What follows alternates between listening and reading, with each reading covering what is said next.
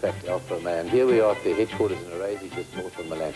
And of course, Alfa brings back memories of a glorious history where the 6- and 8-cylinder motor cars not only made a name for themselves on the road, but of course in competition. Targa Florio, where they were winners, also for the World Championship of Makes. And people like Vasi, Nuvolari, and Moretti, and all these others, and Ascari driving for them.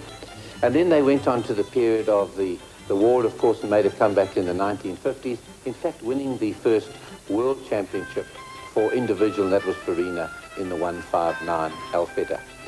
Well, it brings back, just sitting here in the museum here at Arese, brings back all these famous names like P2 and P3, the 1750, which some of us have owned and driven, the Julias, the Juliettas, the Alfettas as well, are all contained in this museum. So it's all full of history, and let's take a look at some of this history that just surrounds us here. And this is the sort of car that Alfa got going with in 1910, this sort of open tourer, very popular. It was still known as Alfa. You can see Alfa with Milan, 24 horsepower and a top speed of 100 kilometers an hour.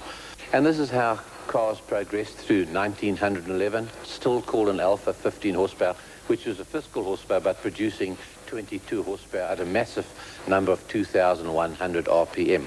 And then in 1913, the horsepowers went up to 82 horsepower, and the cars got into sporting activity, which was very popular in Italy at that time. And then a well-known businessman, Conti Ricotti, had a special Alfa built for himself, an aerodynamic one, based on the chassis of the 1914 road-going car.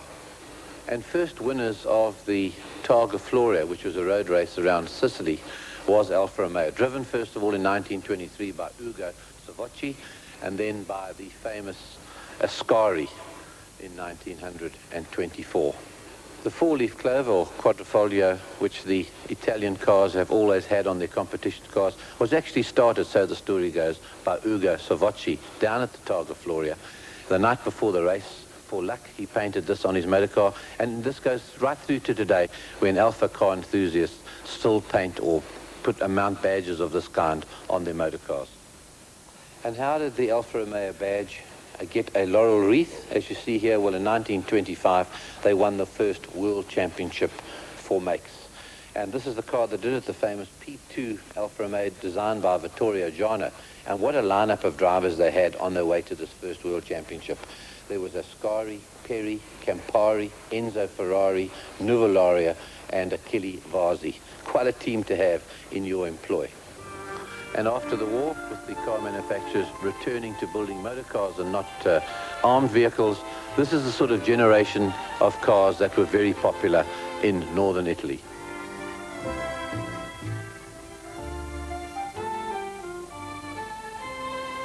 The 6C 1750 Grand Sport was the car that Alfa Romeo used in 1930.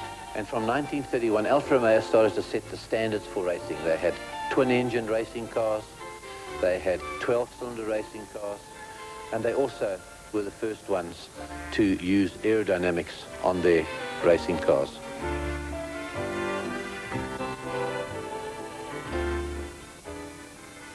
And a lot of the racing experience was incorporated in the Gran Turismo 6-cylinder motor cars in the mid-30s. And here's another racing car designed and built by Alfa Romeo that never actually took part in competition, mainly because of the war. It was a flat 12-cylinder engine of 1.5 liters with a 2-stage supercharger and an incredible top speed of 350 kilometers an hour, probably making it one of the fastest ever racing cars. Rumor has it was tried by Nuvolari. He couldn't get a feel of the motor car, left Alfa Romeo and signed for Auto Union. And here's another unique racing car. In 1935, Scuderia, or Enzo Ferrari, was given the job of running the racing team under the Scuderia Ferrari colors. And this has an engine in the front and also one behind the drive, and was known as the B-Motori. And here's a car that dominated the Grand Prix scene for something like 12 years, a car that Alfa Romeo are particularly proud of, the 158 Alfetta. And this took Farina to the first World Championship for individual drivers in 1950. And listen to the team they had in that time: Fangio, Farina, Fagioli, Reg Parnell, and Giudotti. And because of their racing heritage, of course, Alfa Romeo was more than just a commuter car, but it was always enjoyed by the car enthusiast who wanted more than a standard motor car, who wanted to absolutely enjoy his driving. Like these classics that became all the rage in the mid-1950s. And this is the car that got Alfa Romeo out of financial difficulties in 1950. Although a sedan car, it still had those sporting looks which seemed to almost go undated. You recognize this motor car, an Alfa Romeo prototype that became the R8 Renault. Always popular with a great place in people's hearts is the Alfa Romeo Spider. Here's the first one, the Giulietta. Alfa Romeo designs have sometimes been described as radical. Here's a good example, the Disco Volante, designed in 1952. And another version of the Disco Volante designed primarily for competition, which never really saw the light of day.